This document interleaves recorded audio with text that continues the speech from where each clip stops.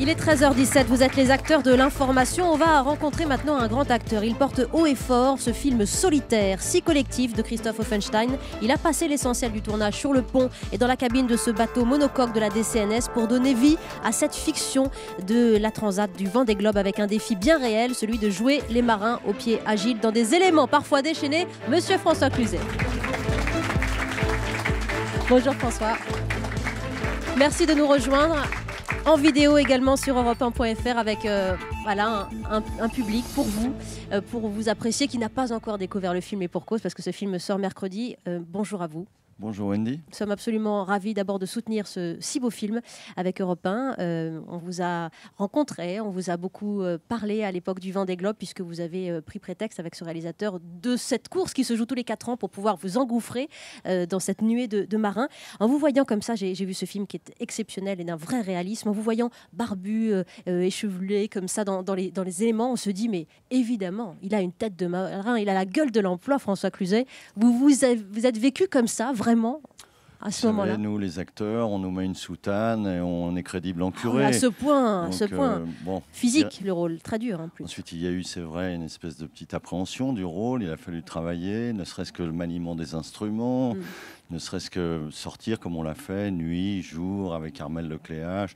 Évidemment, pour tenter d'incarner au plus près le skipper, il faut s'y croire soi-même. Si vous y croyez vous-même, vous avez une chance pour que le public y croie, quoi. Avec des conditions de tournage très très difficiles et très très ardues, on va en parler, puisque tout s'est joué. Alors c'est comme quand on joue dans un habitacle de voiture, parce qu'au fond vous étiez 18 sur ce bateau, alors ça on a peine à y croire. Oui, mais alors c'était le minimum pour qu'une équipe puisse faire du cinéma. C'est-à-dire 2 caméramans, un chef-opérateur et puis aussi toute la technique attenante, si vous voulez, pour essayer de faire un film qui ait cette force en termes d'image, quoi. Alors on était 18. D'abord, la plupart étaient malades, ce qui compliquait aussi la tâche. Samy Seguir, mon partenaire, lui, jouait le fait qu'il était malade, mais il était malade aussi. Donc bon, il disait que ça l'arrangeait. Ce passage des clandestins qui monte sur le bateau à votre insu. Et ensuite, peut-être cette contrainte de la promiscuité, d'être 18 à bord d'un bateau qui est conçu pour une personne. Ensuite, la mer, évidemment, qui domine, la météo changeante et tout le machin. Au lieu que ce soit une pénalité, finalement, ça nous a servi pour une espèce de solidarité, de fraternité, je dirais même, pour faire face à l'élément. Eh ben voyez, on vous sent fraternel, même si vous n'êtes que 2 sur le bateau. On imagine tout ça justement dans ce film. Alors, le public est là pour vous poser des questions. Vous interrogez, madame? Moi qui suis une passionnée de bateau, j'ai une question déjà à vous poser. Est-ce que vous aviez déjà fait du bateau auparavant? Alors, pour vous répondre très franchement, quel genre de bateau? Je n'en avais pas fait et je ne crois pas que j'en referai. Et il l'a dégoûté, voilà. Sérieusement? Pour quelle raison? Non, sérieusement. Non, d'abord parce que je trouve que c'est un sport... alors, en ce qui concerne la course et la performance, c'est un sport très délicat, très difficile, vraiment. Les marins, j'ai pu les rencontrer, les skippers, sont des types quasi obsessionnels. Vous savez, par exemple, puisque vous connaissez la voile, je discutais avec Thomas Coville, qui me disait qu'il arrachait l'étiquette de tous ses vêtements, histoire que l'embarquement soit plus léger. Ça représente à peu près 20 grammes. Hein. Et je lui dis, mais on gagne du temps avec ça? Oui, une dizaine de secondes, il me dit. Bon. Après, il coupe les manches des petites cuillères parce que c'est autant de gagner, quoi. Donc vous avez affaire à quand même des dingos de l'affaire. Et ensuite, c'est vraiment un sport très athlétique, hein. Bien sûr, il y a la performance, ça n'a rien à voir avec la voile de croisière. Mais toutefois, c'est un truc qui demande des qualités et un amour profond et puis un courage incroyable. Moi, la mer, je vous l'avoue franchement, elle me fait peur alors que j'adore la moto et que la route ne me fait pas peur. Il y a Henri qui nous dit sur europe1.fr, pour moi, ce sont de vrais héros, ces skippers. Vous êtes d'accord sur le terme héroïque là, qui peut leur être approprié? Non, les héros, c'est les 2 journalistes de RFI qui sont morts en travaillant. Les héros, c'est... Vous savez, moi, j'habite pas loin du boulevard Saint-Michel. Quand je vois des plaques comme quoi des mômes de 20 ans ont été tués au moment de la libération, pour moi, ce sont ça, les héros. Et ensuite, on a des héros anonymes. Je veux pas être démago, mais enfin, auxiliaires de vie, comme le rôle de Marcy dans Intouchable, les aides-soignants dans les hôpitaux. Pour moi, ça, ce sont des héros. C'est des gens qui ont affaire à des choses terriblement ingrates, ils sont mal payés, ils n'ont aucune reconnaissance. Alors vous parliez de ces marins, vous évoquiez notamment Armelle Lecléache avec qui vous avez parcouru quelques nœuds nautiques. Alors cette course en solitaire, elle nous plonge dans l'actualité avec la Transat Jacques Vabre, qui est une course en double, mais qui est une course quand même. Écoutez la déception du skipper Michel Desjoyaux, puisque ce départ a été retardé de quelques jours et vous allez analyser ce comportement après, écoutez-le. Oui, à un moment, il faut y aller. Et la Transat Jacques Vabre, c'est une course au large, c'est une traversée de l'Atlantique. C'est un truc, j'ai envie de dire, c'est un truc qui se mérite, même si on va se faire secouer fort. Voilà, c'est à nous de savoir lever le pied, c'est à nous de savoir s'abriter quand il faut, ou de réduire la toile. Voilà, c'est le boulot de marin.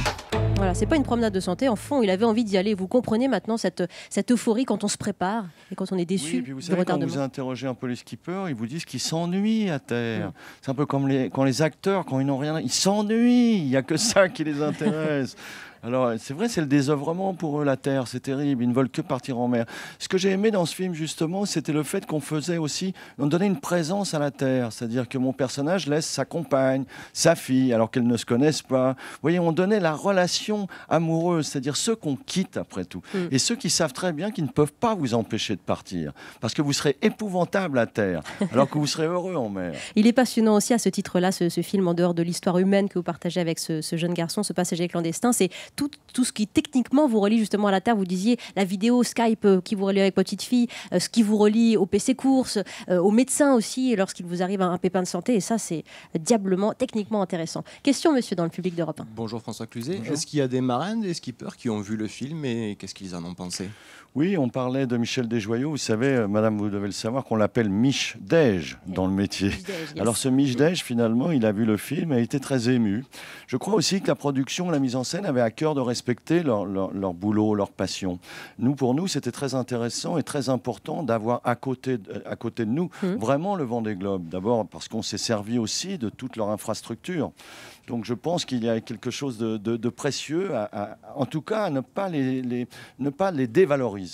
Et quand vous faites appel comme ça à un métier aussi spécialisé, il est très important de respecter le métier. Si demain matin vous jouez un boulanger, c'est très important aussi de respecter le métier de boulanger. C'est pas qu'un métier de vendeur, le boulanger, c'est aussi un artisan. Alors justement, François Cluzet, vous qui êtes si scrupuleux dans l'étude de vos rôles, vous avez appris à faire les nœuds marins?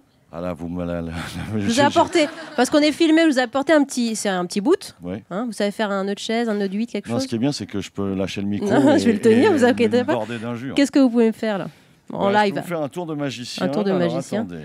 C'est un nœud de chaise que Comment vous je vais faites? arriver à bouger les jambes et les mains? Non, franchement, je vais être ridicule. Non, vous l'avez pas savez pourquoi? Non, mais vous savez pourquoi? Parce que tout ce que j'apprends, généralement, je le laisse tomber parce qu'il y a un autre rôle qui chasse le rôle. Alors, bah, vous le garderez en souvenir. Vous le garderez en souvenir. Voilà, il fallait me l'offrir plutôt que de me demander. Voilà. Je vais vous l'offrir, je vous ferai un nœud de chaise tout à l'heure, vous allez voir. Vous le signerez? Bien sûr, je vous le signerai. Mademoiselle, pour François Cluzet. Bonjour. Pourquoi avez-vous accepté de faire ce film? D'abord parce qu'on ne me propose pas souvent des rôles physiques, moi j'ai rien d'athlétique, et ensuite parce que c'est un film d'aventure, c'est un film qui prend le large. Imaginez que nous on est toujours en décor naturel, où on est en studio au mieux, mais on n'est jamais en mer, ou on n'est jamais en haute montagne. Donc d'un seul coup ça changeait. Moi, ça fait 40 ans que je fais ce métier, et d'un seul coup pour la première fois on me proposait un film qui sortait du commun. Donc je me suis dit il faut que je vive ça, parce que finalement qu'est-ce qui va me rester à la fin? Les souvenirs, comme nous tous, de notre métier, de nos rencontres. Et donc je me suis dit que ça me ferait un merveilleux souvenir. Et puis j'aimais bien l'idée de la contrainte, parce que souvent maintenant quand vous avez un acteur à succès, vous avez pas mal de confort. Et vous vous dites attention au confort. Dernière question, monsieur. Bonjour. Puisque vous dites que vous n'êtes pas fait pour vous n'êtes pas fait pour les rôles athlétiques, est-ce que vous avez été doublé un petit peu pendant ce film, ce tournage? Ne serait-ce qu'à cause des assurances, oui, simplement. Oui. Non, franchement non. Et d'ailleurs le film était tellement il y avait une telle nécessité, une telle envie de la part de la mise en scène de la production de faire le film dans les conditions réelles, qu'on soit, comme vous le disiez, 18 à bord, que même les communications, qu'elles soient Skype ou téléphoniques, se faisaient en direct. Moi, j'avais insisté parce qu'autrement, on lui disait tu vas faire les communications avec un écran vert. Je dis non, pas du tout, c'est ma femme que je dois avoir au bout du fil ou en communication Skype. Cette tension, moi, je veux vraiment qu'elle soit là, parce que comme ça, je n'aurais rien à dire, je serais ému en la voyant. Donc, on a tout fait en réel. Guillaume Canet, qu'on essayait de récupérer alors qu'il était sur un autre film, on avait les communications téléphoniques pendant que lui faisait sa pause déjeuner. C'est un reportage alors? Alors oui, il y a quelque chose de documentaire. Ce qui nous en échappe, si vous voulez, c'est la dramatique, c'est-à-dire la relation entre cet adolescent et le skipper, parce que, comme le disait Wendy, c'est une course sans escale et sans assistance. Donc dès lors que vous avez quelqu'un à bord, vous êtes de fait disqualifié. Donc la partie acteur, la partition, elle se fait entre nous deux. C'est passionnant et vous êtes bouleversant, François Cluzet, en athlète, en skipper. Je vous offre un petit parbattage, comme ça il y aura 2 cadeaux. Hein, ça, vous mettez sur votre voiture et puis comme ça, vous évitez les coups. Mais il ne faut pas que ma voiture prenne l'eau. Non, surtout. Merci beaucoup, François Cluzet. En solitaire, sorti demain, c'est un film européen de Christophe Offenstein. Merci, François.